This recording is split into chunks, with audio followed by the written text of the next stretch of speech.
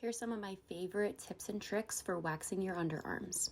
Personally, the best temperature for me is anywhere between 140 to 150 degrees because you don't want the wax to be too hot, and of course you don't want it to be too cold. The wax should be pretty thick. You do not want it to be runny. Think about the consistency looking like thick honey.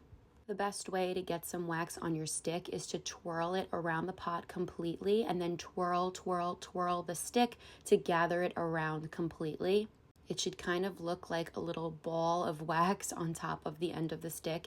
If it falls off of the stick within 3 seconds, it's still a little too warm. Before waxing, of course, you want to make sure your skin is completely clean and free of any product, deodorant, etc. Personally, I recommend taking a shower, exfoliating your skin right before you're about to wax so that you have the cleanest skin and freshest skin possible. As you saw, I also like to go ahead and apply some powder because it's really helpful to soak up any moisture in the skin. There are some of my best tips, and happy waxing!